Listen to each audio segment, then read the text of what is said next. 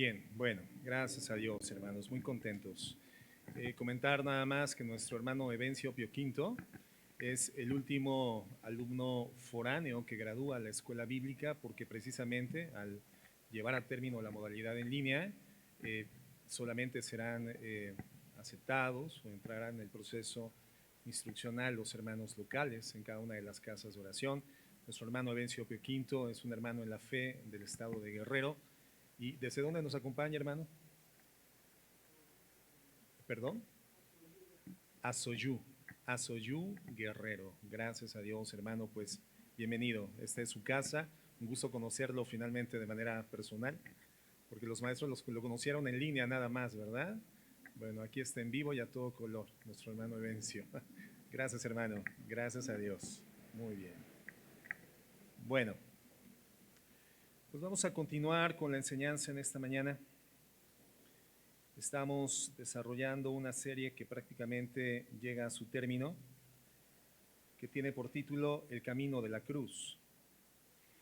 Y vamos a Filipenses 2, versos 12 al 16. Ahora sí, Filipenses 2, del 12 al 16. En las semanas anteriores concluimos con esta temática del amor en forma de cruz. Previamente hicimos un estudio al respecto de la humildad en forma de cruz. Y en esta mañana trataremos la importancia de una vida de obediencia como un elemento distintivo de nuestro caminar firme hacia la cruz. El Señor nos recuerda que la cruz tiene un mensaje, le define el mensaje de la cruz. No solamente es el mensaje del Evangelio de la gracia que hoy tenemos generacionalmente como iglesia la responsabilidad de publicar, de predicar, de hacer notorio, no solamente por la enseñanza verbal, sino por el tipo de conducta, la transformación de nuestra vida, el mundo que representa la audiencia no salva para nuestro Señor Jesucristo, sino que el mensaje de la cruz en sí es todo lo que representa la vida de negación de nuestro Señor Jesucristo para finalmente, habiéndose despojado del todo, haber ocupado el lugar sustitutivo donde la humanidad tiene la oportunidad abierta de ser redimida, de ser sujeta y depositaria de una salvación, que sin ese sacrificio mediador le sería absolutamente imposible acceder a él. El día de hoy, hermanos, vamos a hablar sobre este tema de la obediencia y Filipenses 2, verso 12, dice de la siguiente forma: Así que, amados míos, tal como siempre habéis obedecido, no solamente en mi presencia, sino ahora mucho más en mi ausencia, ocupaos en vuestra salvación con temor y temblor, porque Dios es quien obra en vosotros tanto el querer como el hacer para su beneplácito o por su buena voluntad, dice en otras traducciones. Por lo tanto, haced todas las cosas sin murmuración ni discusiones, para que seáis irreprensibles y sencillos, hijos de Dios sin tacha, en medio de una generación torcida y perversa. Y fíjate lo que dice a continuación: en medio de la cual esta generación, esta sociedad comunitaria que transita en medio de la perversión y la oscuridad y la torcedura moral, dice, en medio de la cual ustedes resplandezcan como luminares en el mundo, sosteniendo firmemente la palabra de vida, a fin de que yo tenga motivo para gloriarme en el día de Cristo, ya que no habré corrido en vano, ni habré trabajado en vano. Vamos a orar. Señor, con humildad de corazón nos presentamos ante ti en esta mañana, después de haber presenciado, Señor, tu gloria manifiesta a través de la vida de nuestros hermanos graduados, los estudiantes de la escuela bíblica, después de haber presentado nuestra gratitud en forma musical, nuestra adoración. Ahora abrimos nuestros oídos espirituales, pidiéndote que no haya obstáculo pecaminoso que impida que la iluminación de la verdad llegue a nuestro corazón, porque nos es indispensable esa iluminación para continuar progresando en la transformación. Te pedimos que nos perdones por los desvíos, los pecados, los equívocos. Señor, ninguno de estos desvíos y pecados son inconscientes. Por lo tanto, Señor, somos culpables, pero penitentes delante de ti. Nos presentamos en arrepentimiento y pedimos tu auxilio y tu ayuda para ser cada día más como tú. Ayúdanos en el nombre de Jesús. Amén y amén. Bien, miren, vamos a ver algunos aspectos que son clave para poder tener una vida tal como lo dice en nuestro texto, una vida que resplandece, una vida que vive en la gloriosa libertad que el Señor nos ha dado por vía de su sacrificio redentivo en la cruz del Calvario. El Señor nos dice que hoy que somos libres por la fe, porque ese es el ministerio del Señor Jesucristo, Él vino a dar vista a los ciegos, libertad a los cautivos, pregonar el año agradable del Señor, cambiar nuestro manto de luto en óleo de gozo y de alegría. Esa libertad que hoy tenemos, hermanos, consecuencia de la redención en Cristo Jesús, es una en la cual el Señor nos estimula a permanecer con una conducta de firmeza. Hoy estamos en nuestro país celebrando la libertad política, la libertad geográfica, una libertad que nos permite como nación soberana definir los procedimientos de autodeterminación, el sistema de gobierno, aún las modificaciones constitucionales que en representación del pueblo nuestros diferentes poderes puedan desarrollar a fin de lograr mejoras en las condiciones de vida o no necesariamente mejoras también. Pero el punto es, hermanos, que estamos hoy celebrando una libertad. Pero la libertad que el Señor nos ha dado es mucho más que una libertad constitucional, una libertad patria, una libertad que nos permite desarrollar una identidad terrena. Es una libertad, hermano, que nos permite vincularnos de forma directa, de forma abierta, de manera frontal a la eternidad que el Señor vive y en la que nos ha instaurado por causa de la fe en el Evangelio de la gracia. Es la libertad del pecado. Esa libertad, hermano, que cuando realmente la estamos experimentando, la Biblia dice, tenemos la capacidad de brillar, de ser luminares en un mundo que se encuentra sumido en la perversión y en la oscuridad moral y espiritual. Entonces, quiero que veamos alguno de estos elementos claves para que nuestra vida realmente pueda brillar de esa manera. Quisiera que pusiéramos atención, por favor, en el versículo 15. La Biblia se refiere precisamente a los filipenses como luminares en el mundo, en medio de una generación torcida y perversa. La Nueva Traducción Viviente lo traduce como luces radiantes. La Nueva Versión Internacional lo traduce como brillen como estrellas. La intención de la Escritura, al hacer la mención de este concepto, evidentemente es darnos la idea de vidas que son visibles, vidas que son claramente distinguibles, vidas que se notan, vidas que resplandecen, vidas que brillan y que se distinguen del montón, que se distinguen de la generalidad. Ese es el propósito del exhorto bíblico que estamos observando en el texto. ¿Y qué es lo que permite que esto realmente ocurra? ¿Cómo es que una vida logra distinguirse dentro de una agrupación de cientos, de miles o de cientos de miles de vidas en la generalidad en la cual nos desenvolvemos? Bueno, según el pasaje, la luz que estas vidas destellan, la luz que estas vidas reflejan, no tiene que ver con el brillo de acuerdo a los criterios del mundo en el cual vivimos y coexistimos, no. Hoy en día, si alguien tiene éxito en su profesión, si alguien tiene éxito siendo un buen acumulador de bienes materiales o si alguien logra cierta relevancia en una actividad social, bueno, la gente le cataloga como una vida luminosa o como una vida brillante. Pero cuando vemos este pasaje de la Escritura, la brillantez verdadera deriva de un factor fundamental, hermanos, y es la obediencia. La verdadera brillantez en la vida de un hijo de Dios deriva directamente de la obediencia. Fíjate, en el versículo 12, el pasaje comienza diciendo lo siguiente: así que, amados míos, tal como siempre habéis obedecido, no solo en mi presencia, sino ahora mucho más en mi ausencia, ocupaos en vuestra salvación con temor y temblor. En el verso 14 dice, haced todas las cosas,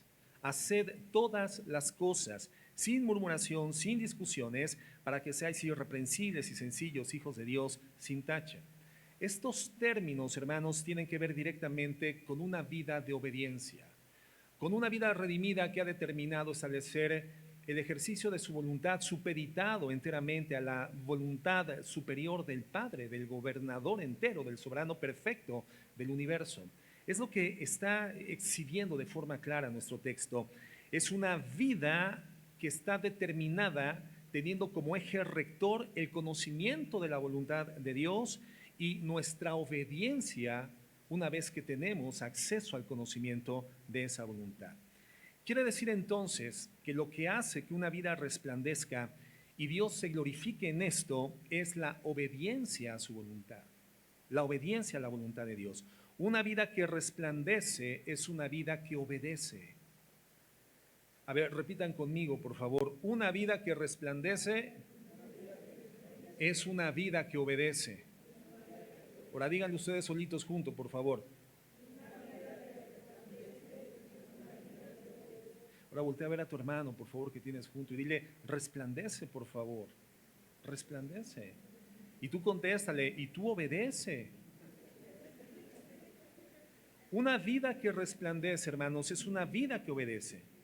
Y hay ciertas características en la obediencia de quien resplandece, y es lo que quiero que veamos en esta última clase de nuestra serie. Seguramente no vamos a terminar, el programa de hoy fue largo con la graduación, terminaremos la serie la siguiente semana, ya los adolescentes podrán pasar tristemente a su clase especial, ¿verdad? Porque yo los veo muy contentos aquí en la audiencia general, aprendiendo y seguirán aprendiendo en sus clases.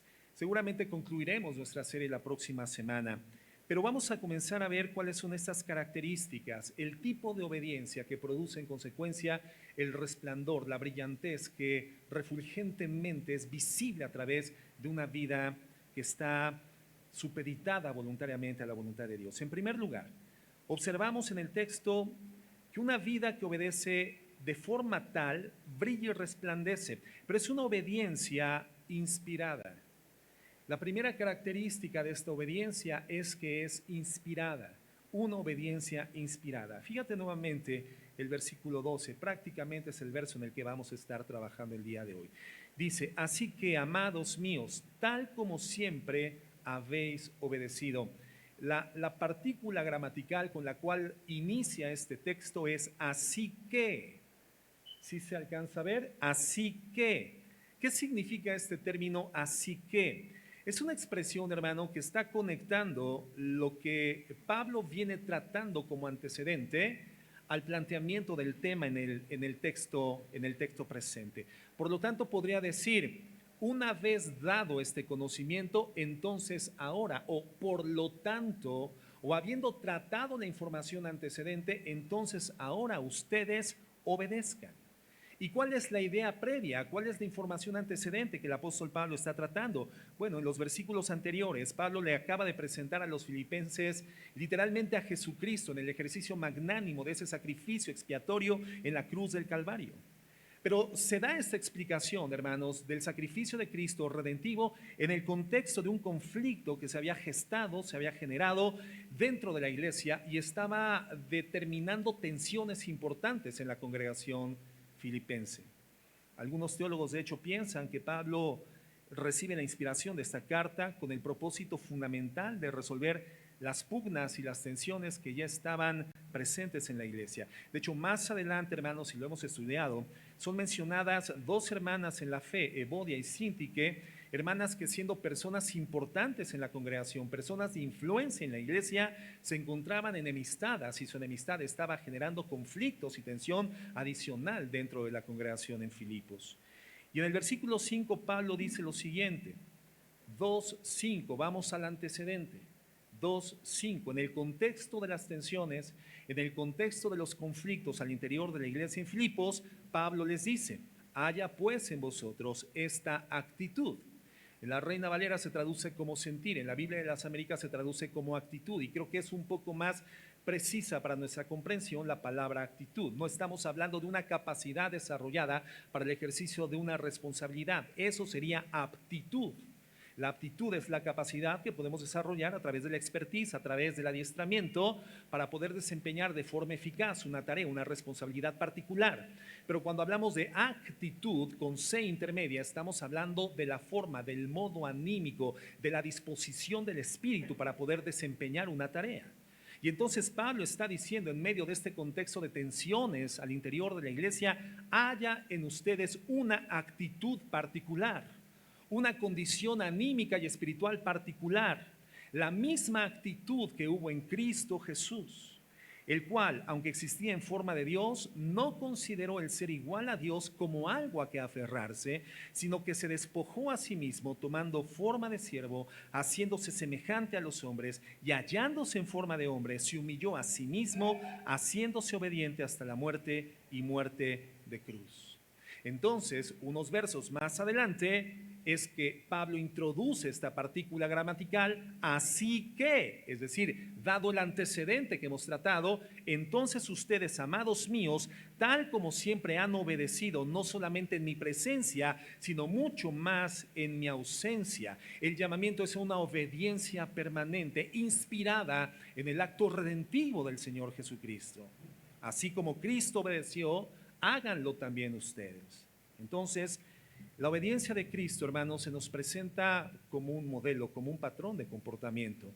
Pero también tendría que ser para nosotros un estímulo, la meditación continua, constante, la reflexión profunda en la vida de obediencia de nuestro Señor Jesucristo. ¿Qué fue lo que distinguió la obediencia del Señor?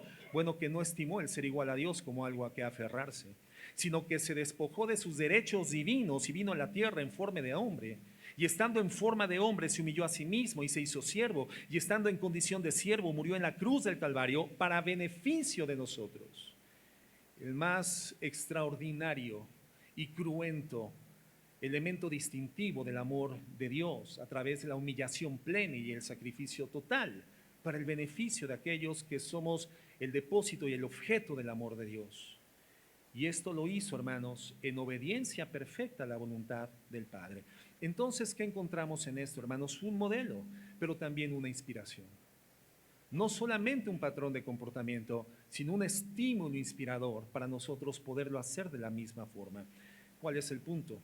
Que cada ocasión que se nos complica la vida cristiana, porque precisamente la Biblia nos guía a una dirección en que muchas ocasiones no es agradable a nuestros intereses, tampoco es agradable a nuestros deseos naturales, y más bien nos lleva de continua a la realidad del sacrificio, que resulta en una pesada carga o en determinaciones difíciles en la vida. Muchas veces no entendemos esto, y entonces lo que nos dice el apóstol Pablo: cuando tengan complicaciones en vivir la vida cristiana a través de la obediencia, piensen en Jesús. Piensen en Jesús. Él no solamente es el modelo, es el factor inspiracional, es el factor motivacional. Pensemos en Cristo, pensemos en su modelo de obediencia, que deja plasmado en la cruz del Calvario, en la historia, como aquel que obedeció, a pesar de lo que implicó para su vida haber llegado a la plenitud de la obediencia al Padre. ¿Qué implicó la obediencia de Cristo para su vida? La muerte, hermanos, la muerte. Entonces, particularmente me llama la atención que Dios, siendo Dios, simplemente podría decirnos: obedezcan y se acabó, punto. Como muchas veces nosotros como padres nos hemos dirigido a nuestros hijos en dinámicas instruccionales y les decimos: simplemente obedece, punto, cállate, no me interesan tus argumentos, no te voy a dar explicación, simplemente obedece. Hermanos, Dios podría darnos un mandato al sometimiento, a obedecer de esta forma. ¿Por qué? Porque simplemente Él es Dios. Y en realidad Dios no nos debe ninguna explicación. ¿O crees que Dios nos debe explicaciones? Por supuesto que no.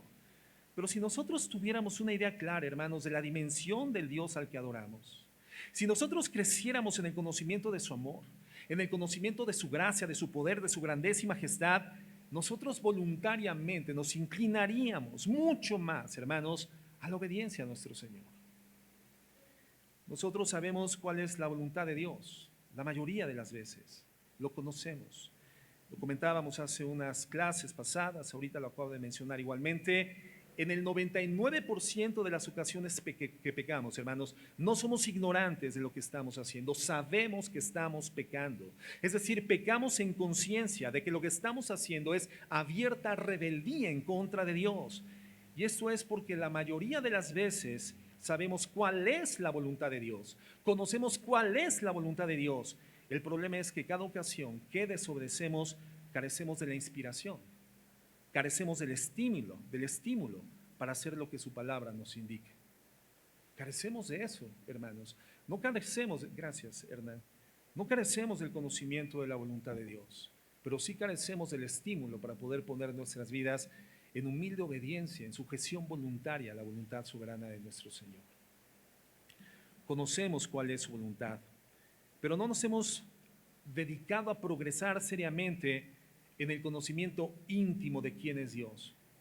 Eventualmente no hemos logrado quedar maravillados y extasiados en la excelsitud del Dios al que decimos que adoramos. No hemos logrado progresar a esa fase del pleno disfrute de Dios en nuestra comunión con el Señor. Eventualmente, más bien, manifestamos conductas que no hablan de un goce, de un disfrute de Dios, sino más bien de un repudio de la comunión con el Señor. Cuando percibimos la vida de oración, la vida de meditación escritural como algo gravoso, algo lapidario, algo que no es deseable, algo que mejor postergamos para una mejor condición o un mejor momento secundario, y le damos paso y prioridad a todo aquello que sí gratifica de forma inmediata nuestra alma, estamos repudiando la comunión con Dios. Y el tema es que el Dios del universo al cual adoramos y servimos es el Dios y es el ser más disfrutable de todo el universo. Sus gracias, sus maravillas, sus virtudes, su gozo, su gloria, hermano, no tiene límite, no tiene fin. Él es eterno por los siglos. Jamás alcanzaremos ni siquiera en la eternidad plena el conocimiento profundo de quién es Dios, porque su sabiduría siempre será un factor insondable para nuestro conocimiento y capacidad humana, aun cuando estemos en condición glorificada en su presencia. Estaremos reconociendo constantemente, conociendo constantemente, descubriendo constantemente glorias de Dios que lo hacen el ser más disfrutable del universo. Pero si tú no disfrutas de estar con Dios, el problema no está en Dios, el problema está en ti, el problema está en mí. Quiere decir entonces que cuando nosotros no obedecemos al Señor, aun conociendo su voluntad, es porque no hemos quedado maravillados en la excelsitud de ese Dios al que decimos que adoramos. Y hermanos, sin obediencia no hay consagración, sin obediencia no hay adoración. Si nuestra obediencia fuese tal que nos llevara a resplandecer, es decir, realmente a distinguirnos del montón, tendría que ser el resultado de meditar y reflexionar mucho más en las verdades de la palabra de Dios, el Dios al que decimos que adoramos, en forma tal que seamos inspirados continuamente, constantemente a obedecer.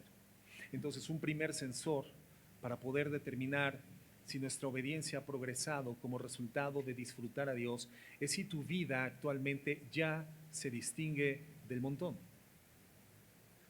Si tu vida ya se distingue de la generalidad, si tu vida realmente está resplandeciendo en medio de una generación perversa, oscura y torcida, en la cual se encuentra el mundo hasta su final degradación. ¿Tu matrimonio es un matrimonio resplandeciente, hermano? La relación de paternidad con tus hijos es una relación que resplandece y brilla en la oscuridad. Eres una especie de faro en medio de la oscuridad y la tenebra, que cualquiera que logre identificar tu brillo puede encontrar un camino cierto y seguro para poder llegar a una meta segura también en su vida. Es tu vida el reflejo de la luz intensa de Cristo que puede guiar al conocimiento del Evangelio a cualquier persona que vea y observe tu estilo de vida, tu matrimonio, tus hijos, tu familia, la forma en la que haces negocios, la forma en la que trabajas, la forma en la cual le das cumplimiento a tus responsabilidades sociales, comunitarias, morales. Realmente hoy brillan y te distinguen del montón. Entonces, tu obediencia es tal que hoy puede ser considerado como lo que dice Pablo, un luminar, un faro, una luz en medio de la oscuridad.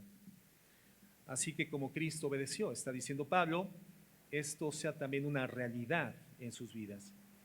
Recuerda que cada ocasión que Dios nos pide obedecer, el Señor en su gracia y misericordia, en su bendita compasión, también nos da un estímulo para hacerlo. En este caso, nos da un estímulo extraordinario, que es el ejemplo de la obediencia de Cristo. Y recuerda que cada ocasión que Dios nos da un imperativo, es decir, un ordenamiento, un mandato claro, también nos da un indicativo en su palabra. Eso lo hemos estudiado en el pasado. El Señor nos da un imperativo, pero también nos da un indicativo. Y el indicativo es el destino al que nos va a conducir la obediencia correcta a su palabra, a su mandato, a su imperativo. En este caso, el imperativo es la obediencia. Sean obedientes. ¿Y cuál es el indicativo? ¿O cuál es, digamos, el estímulo, el ejemplo? Es ser como Cristo en esa obediencia.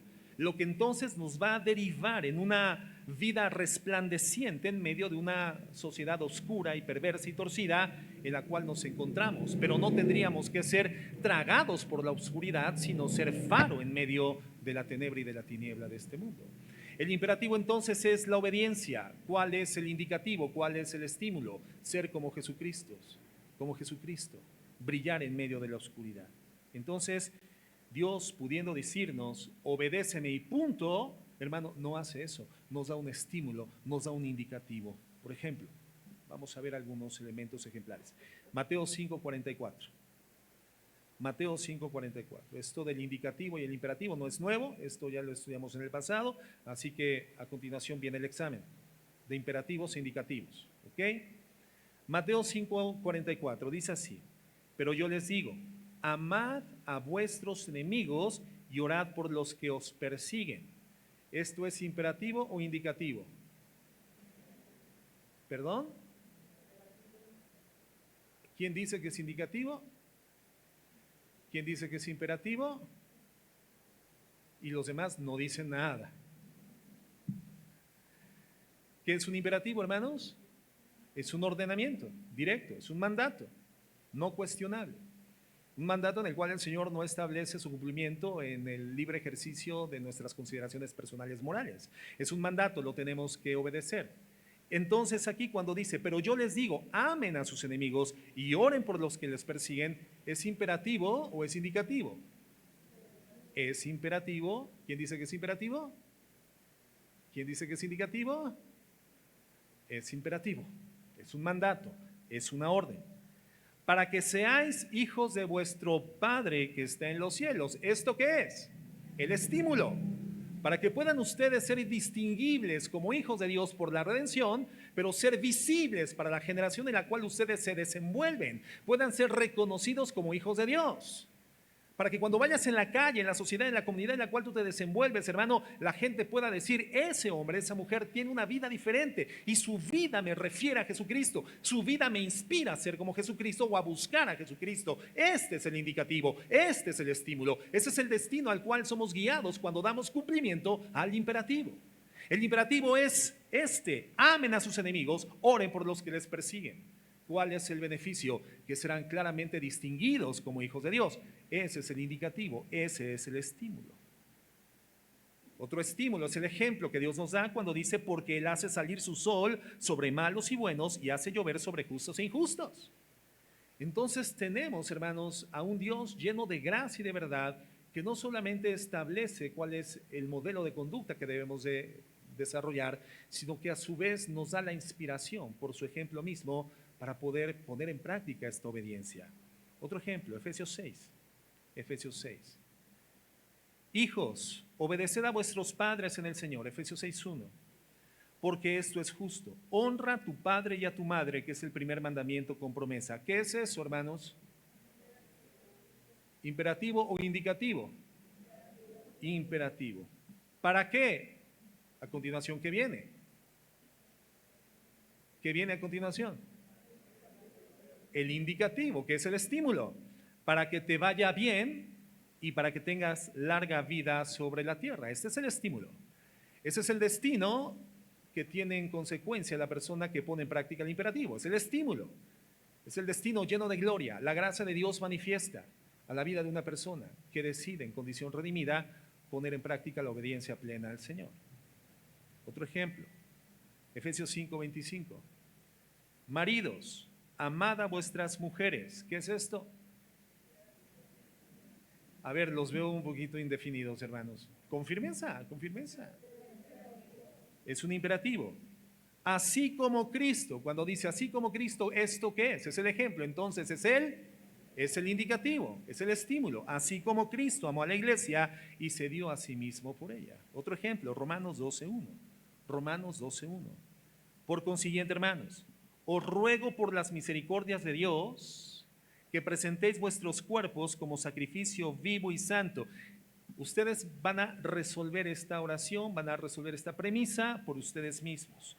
Os ruego por las misericordias de Dios que presentéis vuestros cuerpos como sacrificio vivo y santo, aceptable a Dios, que es vuestro culto racional. ¿Cuál es el indicativo?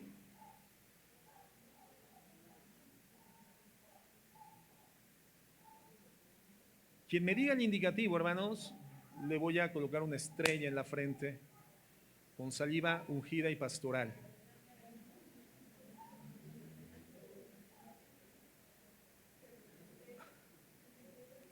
Que presentéis. Culto racional.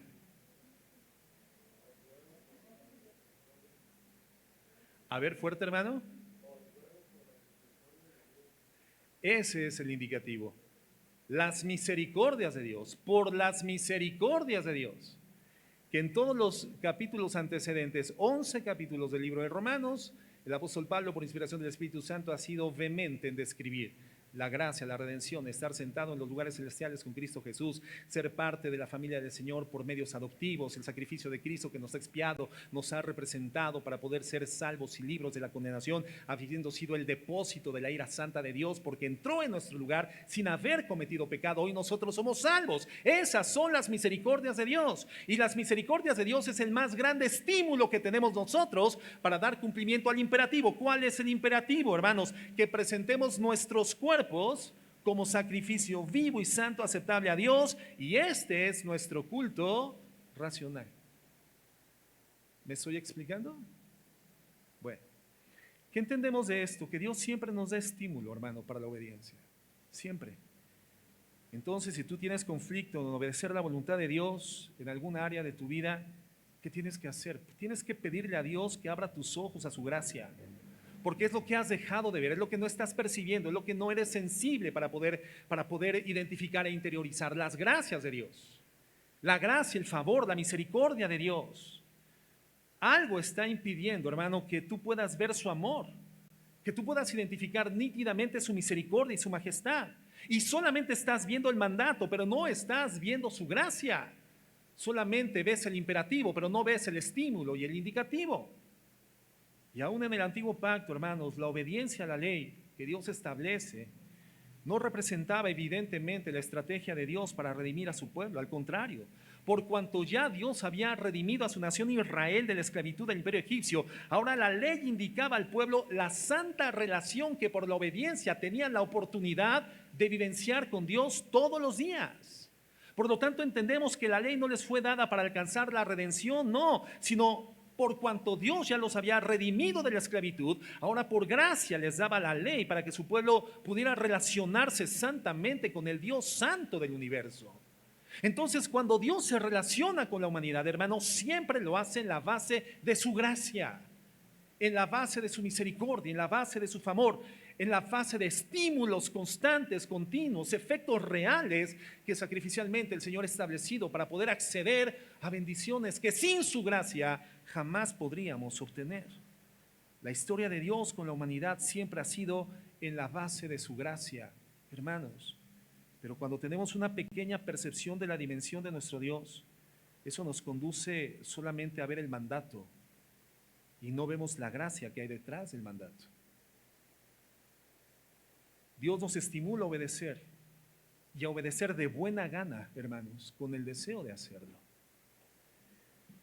Esa es la primera característica que vemos en el pasaje, de una obediencia que hace resplandecer mi vida, que hace que una vida sea un faro de luz en la oscuridad. Entonces, si tenemos problemas en la obediencia a nuestro Dios, si desobedecemos a Dios aún en plena conciencia de que lo que estamos haciendo es un desvío en la conducta, que estamos de forma voluntaria pecando, y aún así cometemos, hermano, el acto pecaminoso, sabiendo la voluntad de Dios, entonces no hemos tenido una revelación de su gracia. Y por eso el mandato parecería una carga lapidaria, una piedra difícil de arrastrar, algo con lo que nadie puede vivir, algo que es difícil de sobrellevar. Solamente veo el mandato, conozco su voluntad, pero no he tenido un encuentro con la gracia de nuestro Dios. No he tenido un encuentro con el favor, el poder, la misericordia, el favor de mi Dios derivada por su sacrificio hacia mi vida. Entonces, ¿qué es lo que necesitamos para obedecer a Dios? conocimiento de su gracia. Y esta gracia nos estimula, esta gracia nos inspira. Y este tipo de obediencia determinada, estimulada por el conocimiento de la gracia de Dios, es el tipo de obediencia que hace que tu vida resplandezca y pueda ser brillante en medio de la oscuridad. Tu matrimonio brilla en medio de la oscuridad. Tu familia brilla en medio de la oscuridad.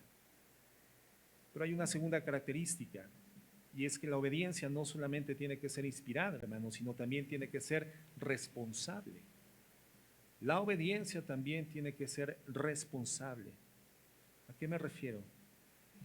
Mira, hermanos, si nuestra aspiración es crecer en la vida cristiana, hay algo que debemos de entender, y cuanto antes mejor, cuanto antes mejor.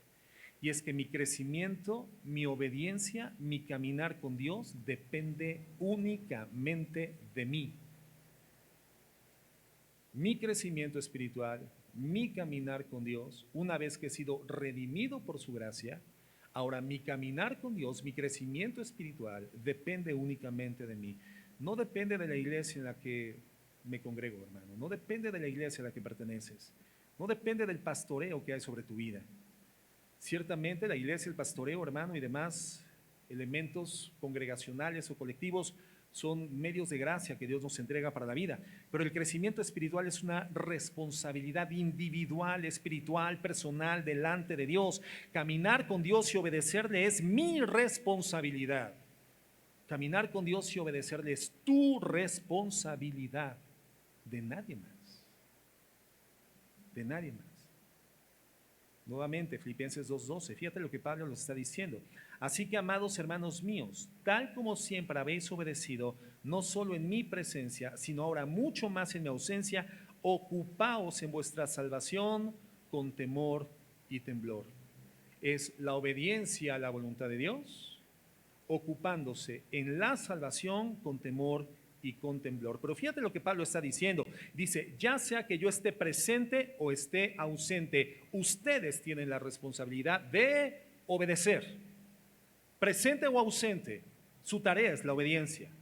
Ocúpense en lo que tienen que ocuparse, ocúpense en su salvación. Es decir, si ya son salvos por la gracia en Cristo Jesús, ahora ocúpense, dedíquense a hacer las cosas que corresponde a la salvación. Vivan como lo que son, personas redimidas, y ocúpense en ello.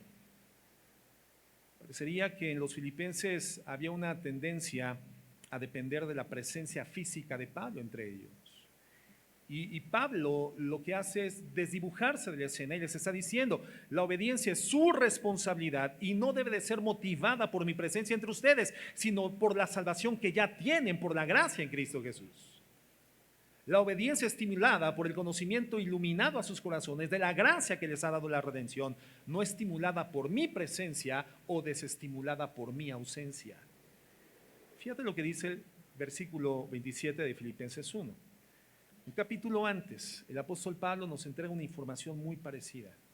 Dice, solamente comportados de una manera digna del Evangelio de Cristo, de modo que ya sea que vaya a verlos o que permanezca ausente, te das cuenta, es la misma idea, ya sea que esté con ustedes o no, ya sea que los vaya a ver o esté ausente, puede escuchar de ustedes que están firmes en un mismo espíritu, luchando unánimes por la fe del Evangelio. Y les dice, solamente de una forma digna del Evangelio, compórtense.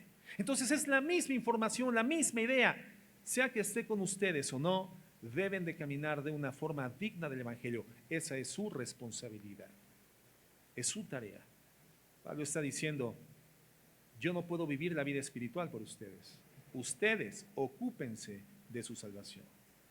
Entonces, la firmeza espiritual de los filipenses y la nuestra, hermanos, tu firmeza espiritual y mi firmeza espiritual no depende de Pablo, no depende de un pastor, no depende de una congregación, no depende de nadie, depende de ti, depende de mí. Es un asunto personal de responsabilidad espiritual delante de Dios.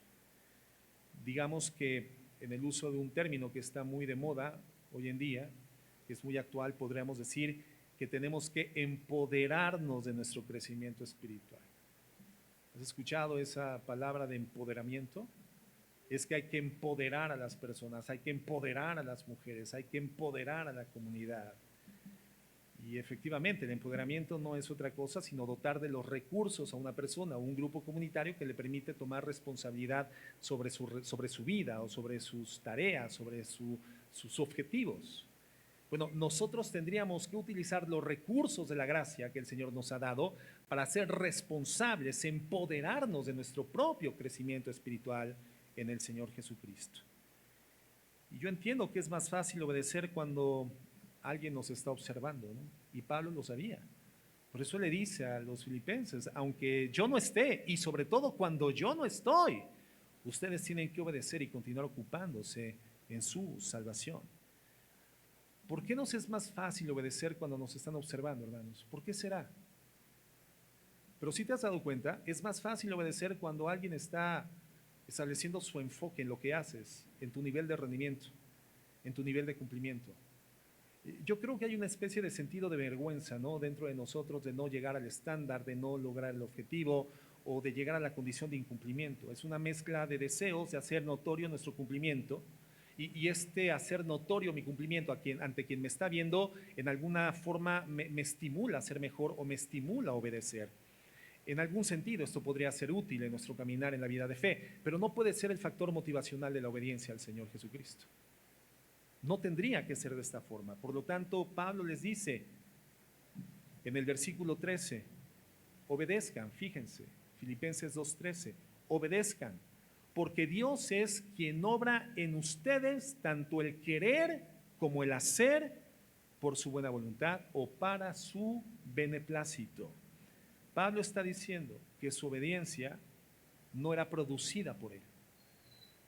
Tu obediencia, hermano, no es producida absolutamente por nadie, solamente por ¿quién? Por Dios. Es Dios quien produce en nosotros el deseo de hacer las cosas, el querer y el poder de ejecutarlas, el hacer, el deseo de querer y de hacer, el deseo de querer hacer la voluntad de Dios y el poder de ejecutarla, el querer y el hacer. Esto es producido por Dios.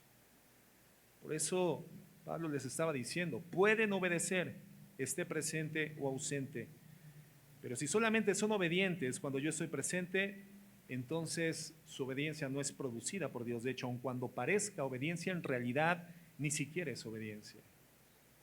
¿Cómo obedecemos, hermanos? Obedecemos ante la conciencia de la gracia de Dios, encontrando en ello nuestro estímulo para poder hacerlo y poder brillar como luminares en medio de esta sociedad, poder ser diferentes, ser distinguidos del montón. ¿Realmente lo hacemos estimulados por la gracia de Dios? ¿O la obediencia crece en su rendimiento en la medida en la cual somos constantemente observados del nivel de perfeccionamiento que tenemos en la ejecución de las cosas, de las tareas o de las responsabilidades? ¿Obedecemos con el mismo nivel de efectividad cuando estamos solos y solamente observados por Dios? ¿O obedecemos de mejor forma cuando sabemos que hay ojos humanos que están haciendo un escrutinio, una contabilización, están auditando, están supervisando mi nivel de cumplimiento y obediencia? ¿Cómo obedecemos de mejor forma, hermano? ¿Cómo obedecen los niños? ¿Cuando son observados o cuando están solos? Cuando son observados. ¿Cómo obedece un obrero a su patrón? ¿Cuando está solo o cuando está siendo observado? ¿Cómo obedece mejor un ejecutivo de una institución financiera, bancaria, una empresa, cuando está siendo observado o cuando está solo en el cumplimiento de sus tareas? Cuando somos observados. ¿Cómo obedecemos nosotros mejor como hijos de Dios? Cuando tenemos una autoridad espiritual sobre nuestras vidas observando lo que hacemos, o cuando esa autoridad espiritual física no está en nuestras vidas observando lo que hacemos. El tema es ese, hermanos, que nosotros somos observados todo el tiempo. Somos observados por Dios. Somos observados y somos calificados por la conciencia eterna de Dios. Dice la Escritura, ¿a dónde escaparé de la presencia del Señor? ¿A dónde huiré de su presencia? Si ni siquiera la oscuridad encubre de Él. Estamos expuestos y siendo evaluados espiritual y moralmente de manera permanente por la conciencia eterna de Dios, porque Dios es omnisciente y lo ve todo. Y Dios está en todas partes. De tal forma que la conciencia de quién es Dios y de su gracia tendría que ser el estímulo mayor para que nosotros pongamos en práctica la perfecta obediencia a nuestro Señor, a su palabra, a sus mandatos. Y que esa obediencia estimulada, hermanos, en pleno uso de nuestra responsabilidad, sabiendo que nadie tiene el poder humanamente de generar el querer y el hacer, sino que esto proviene directamente de Dios, estaría produciendo en consecuencia una obediencia que verdaderamente nos haría brillar en medio de la oscuridad. La obediencia es producida por Dios. Entonces, entendemos el mandato de ocuparnos en nuestra salvación con temor y con temblor, dice Pablo. Trabajen en su salvación. Trabajen en su salvación. ¿Qué significa esto? Mira, lamentablemente, mucha gente ha malinterpretado este pasaje como si dijera que nosotros tendríamos que trabajar para alcanzar un estado de salvación. Y en realidad este pasaje, hermano, no está siendo mencionado en el contexto de la salvación, está siendo mencionado en el contexto de la santificación. No es un pasaje que nos diga cómo ser salvos, es un pasaje que nos enseña cómo santificarnos, cómo crecer en obediencia, cómo crecer en la comunión con el Señor, cómo crecer espiritualmente. Y una vez más, Pablo está diciendo, ocúpense en aquellas cosas en que deben de ocupar el tiempo las personas que son salvas. Ocúpate en tu salvación. No significa que cuides el estado salvífico que por gracia has recibido para que no lo pierdas. No significa eso. Significa que ocupes tu tiempo en las cosas que debe de ocupar el tiempo la gente que es salva, y trabaja en eso. Dedícate a eso. La Biblia nos revela, hermanos, que la salvación es un regalo de Dios por medio de la fe, no por medio de las obras. Por lo tanto, la salvación es un don divino, no es por obras para que nadie se gloríe, dice Efesios 2. Entonces aquí nos está diciendo la Biblia que nos ocupemos en nuestra salvación, no porque la vayamos a perder, sino porque es en lo que tendríamos que ocuparnos permanentemente hoy que somos salvos. Es como la persona que recibe de regalo una tienda de abarrotes, un negocio, un comercio, una negociación, y comienza a descuidar la atención de ese negocio y de ese comercio, y ese comercio comienza a disminuir en sus réditos, en su utilidad, en su productividad. Alguien le tendrá que venir a decir a ese propietario, ocúpate en trabajar en tu tienda, ya es tu tienda, tú eres el propietario, a ti te pertenece, tienes la titularidad, pero ahora trabaja en tu tienda, trabaja en lo que Dios te ha dado. El Señor nos dice, ocúpate en lo que una persona salva utiliza su tiempo. No significa que vayamos a perder la salvación que por gracia hemos recibido. Porque si por gracia la recibimos, por gracia también es sustentada. Y esto por los méritos de Dios. Está hablando entonces de cómo la salvación la hemos recibido de Dios, y ahora como hijos de Dios nos ocupemos de las obras que tienen que ocupar el tiempo de las personas que somos salvas. ¿Cuáles son esas obras, hermanos, en las que las personas salvas ocupamos nuestra vida, nuestro tiempo? ¿Cuáles son esas obras? ¿Qué dice la Biblia? Las obras que Dios mismo preparó, ¿para qué? Para que anduviéramos en ellas. ¿Cuáles son esas obras? El conocimiento de la palabra, la meditación escritural, el encuentro con la revelación progresiva. Son las cosas, hermano, que Dios quiere que imperen en nosotros. Y de eso se trata. La obediencia que hace que mi vida resplandezca. No solamente tiene que estar inspirada por Dios, hermanos, también tiene que ser responsable. Yo tengo que asumir mi responsabilidad en el proceso de santificación. Yo tengo que asumir mi tarea responsable en la transformación constante, continua de mi vida. Es mi responsabilidad y de nadie más, de nadie más. Nadie es responsable de nuestros desvíos. ¿Por qué digo esto, hermano? Porque la inclinación natural de todos nosotros es siempre culpar a alguien más. Y esa fue la inclinación en los dos primeros seres humanos que habitaron la tierra y que tuvieron el más estrecho nivel de comunión con Dios antes de la redención de Cristo en la cruz del Calvario. Adán le echó la culpa a su mujer y la mujer le echó la culpa a la serpiente, hermanos. Todos tenemos una inclinación de echarle la culpa a alguien más. Nos desviamos, nos enfriamos. Y decimos, no, pastor, es que fulano no me llamó, no, es que el pastor no me fue a visitar, el pastor no me atiende, es que el hermano de la congregación, el líder, fulano, no me dijo que nos íbamos a reunir, no me dijo que iba a haber una actividad, nadie se ocupó de mí, nadie me fue a confrontar, nadie me detuvo para que no incidiera en la comisión del pecado. Y hermanos, si bien la iglesia nos da la oportunidad de crecer en la gracia, la responsabilidad de ocuparte en tu crecimiento espiritual es tuya, de nadie más. ¿Cuántos han experimentado en el caminar de la vida cristiana un declive en su vida de fe, un declive en su rendimiento espiritual, un declive en su obediencia a Cristo, como consecuencia de haberse decepcionado de algún aspecto o elemento de la vida congregacional. No, es que yo ya no asisto porque a mí no me toman en cuenta. No, es que yo ya no voy con tanto ánimo, yo ya no estudio la Biblia con tanto denuedo porque estoy decepcionado de los cristianos. No, es que el pastor no cubrió mi expectativa, es que considero que el pastor tuvo que haber hecho esto a favor de mi vida y como no lo hizo el pastor, entonces yo me encuentro desanimado, estoy desalentado. Es más, creo que voy a retornar un tiempo al mundo. Hermano, el crecimiento espiritual es tu responsabilidad. Al final, delante de Dios, yo voy a responder por mi crecimiento espiritual. Tú vas a responder por tu crecimiento espiritual.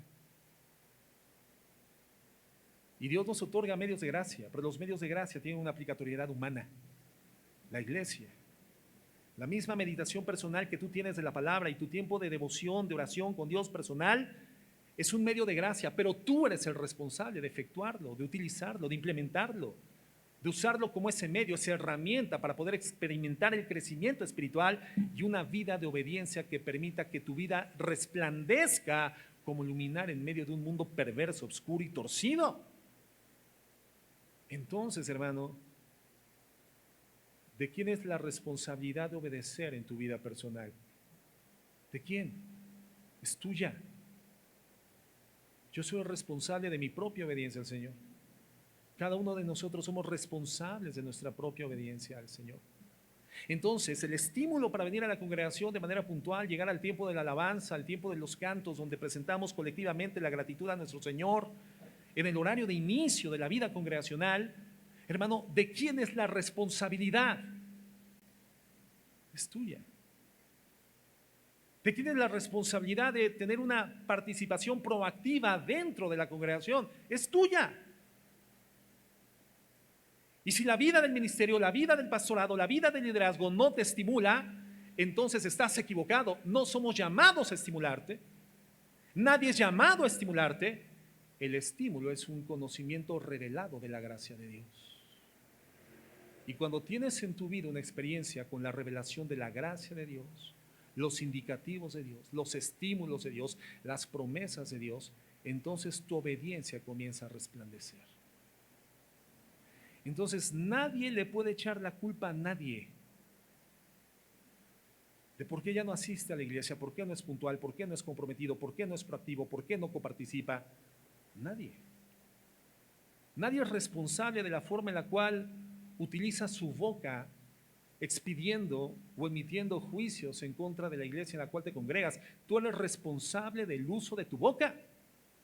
Solamente tú. Y el estímulo, hermano, para poder ser proactivo y hablar bien de tu iglesia, no es dado por tu iglesia, es dado por una revelación de la gracia de Dios, la misericordia de Dios, el favor de Dios, las misericordias de Dios a tu vida. Ese tipo de obediencia estimulada por la gracia, ese tipo de obediencia responsable de su propio crecimiento espiritual, es el tipo de obediencia que hace que tu vida y mi vida brillen como luminares, como faros en medio de la oscuridad.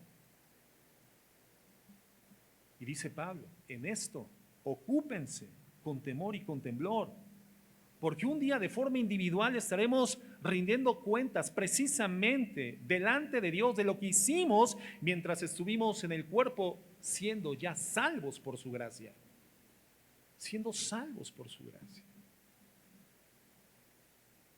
Entonces, ¿cómo es nuestra obediencia, hermanos? ¿Nuestra obediencia tiene forma de cruz? Vemos en la obediencia un caminar dinámico hacia la cruz, hermano, que debemos de cargar todos los días. ¿Cómo es nuestra obediencia? Nuestra obediencia nos distingue del montón ya. Nuestra obediencia hace que la cabeza sea levantada de la generalidad. Es nuestra obediencia un faro en el camino que hace que la gente pueda encontrar un sendero cierto y seguro para caminar y encontrarse con Cristo. Ya somos diferentes por la obediencia. Bueno, es una pregunta que cada uno de nosotros tendríamos que respondernos. La tercera característica de esta obediencia, ya dijimos, es inspirada, es responsable, pero también es reverente. Pero eso lo vamos a ver en la siguiente clase porque se terminó el tiempo. Pero si logramos, hermanos, ser responsables en la reflexión de los elementos bíblicos que hemos estudiado el día de hoy, que por la guía del Espíritu Santo hemos tenido como enseñanza dominical, creo que tendremos una mayor conciencia de lo que sí tenemos ahora que hacer para poder ser claramente distinguibles en nuestro medio social, claramente distinguibles dentro de nuestra comunidad como luminares que reflejan la luz de Cristo en medio de la oscuridad. ¿Será que tu vida necesita ser brillante dentro de tu propia casa, hermano?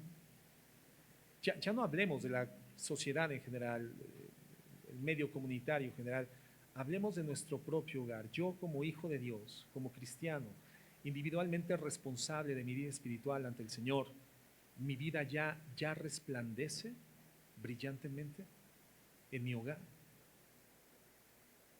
¿Cuál sería la respuesta? Somos responsables de darle a Dios una respuesta de esto. Si tienes problemas con la obediencia y obviamente esto no te permite brillar, más bien tu vida es una vida opaca, oscura, es una vida de grises, blancos, negros, pero carente de colorido y de sabor cristiano, hermano, es porque entonces tu obediencia es fallida. Tu obediencia está definida en la medida proporcional en la cual ésta te genera una gratificación y si no te gratifica no la efectúas. Y esta obediencia fallida, que en términos reales ya no es obediencia, hermano, se deriva de una ausencia de la revelación de la gracia de Dios. Por eso cumplir los mandatos que ya conoces de la palabra, porque conoces la voluntad de Dios. La complicación para poner en práctica la voluntad de Dios deriva de una ausencia de la revelación de su gracia. Conoces el mandato, pero no has tenido un encuentro con el estímulo. El estímulo es la gracia de Dios. ¿Qué tienes que hacer? Tienes que orar a Dios, que te dé una revelación de su gracia. ¿Y dónde Dios te va a dar una revelación de su gracia? ¿En Netflix? ¿En el internet? ¿Escuchando predicaciones a diestra y a siniestra en las redes sociales? ¿Dónde Dios te va a dar una revelación de su gracia? No, pastor, es que fíjese que allá en Timbuktu hay un pastor que predica de una manera impresionante, impactado mi corazón, y yo amo al pastor, de verdad, ese pastor, y se llama fulanito de Abraham, pastor, y de verdad, y luego se le quedan viendo a uno como diciendo, hijo, ¿por qué no es usted como ese pastor? ¿Por qué no predica como ese pastor? No, se equivoca, es que ese no es su pastor. No es su pastor. No existe pastoreo a distancia, hermano. No existe pastoreo por redes sociales. No, de verdad es que yo siento ese pastor como el mío. Sí, pero ese pastor a usted no lo siente como nada porque ni siquiera lo conoce. El pastoreo es algo que se efectúa de manera personal, de manera directa, en el mismo espacio, en el mismo tiempo, de manera colectiva y conjunta. Las redes sociales no suplen ni suprimen el concepto congregacional que está establecido en el Nuevo Testamento y que es fundamental para el crecimiento de la vida cristiana. ¿Dónde Dios le va a dar una revelación de su gracia? ¿Dónde? ¿En qué lugar?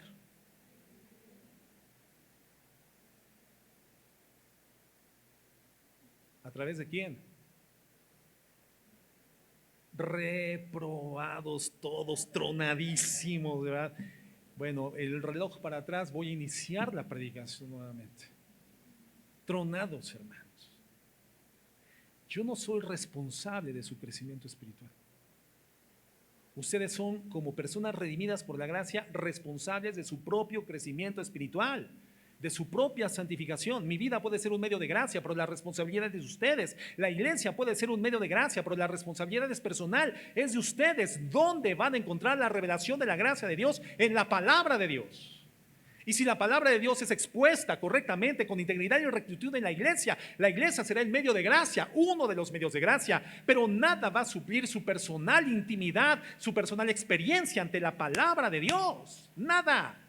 ¿Y quién es quien les va a exponer y revelar esa revelación, esa iluminación de la gracia del Señor? El Espíritu Santo, hermanos. El Espíritu Santo, la Biblia, y por su Espíritu Santo nos llevan a la revelación de quién es Dios, su grandeza, su majestad, su poder, su misericordia, sus piedades, su gracia, esa majestad extraordinaria que cuando nos subyuga, cuando nos maravilla, no puede sino llevarnos al estímulo natural de obedecer a aquel a quien tanto amamos y tanto respetamos. Entonces, la única forma de obedecer y en consecuencia brillar es cuando encontramos el estímulo en Jesús, el cual, siendo en forma de Dios, no estimó ser igual a Dios como algo a que aferrarse,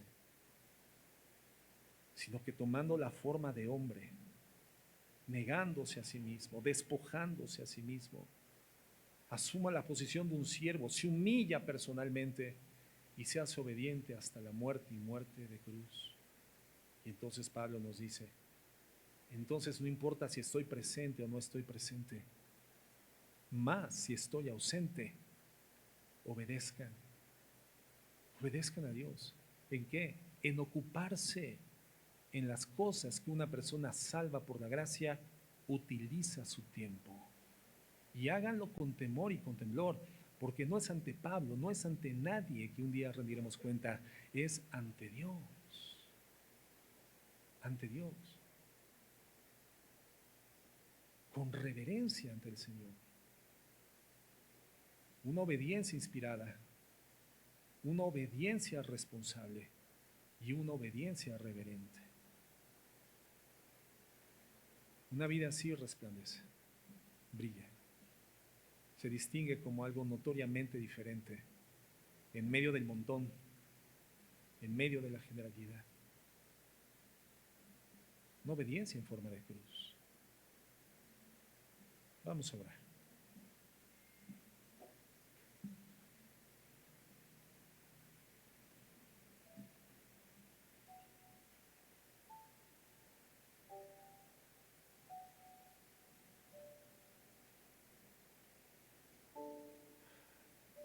Bendito Dios, gracias, gracias, gracias.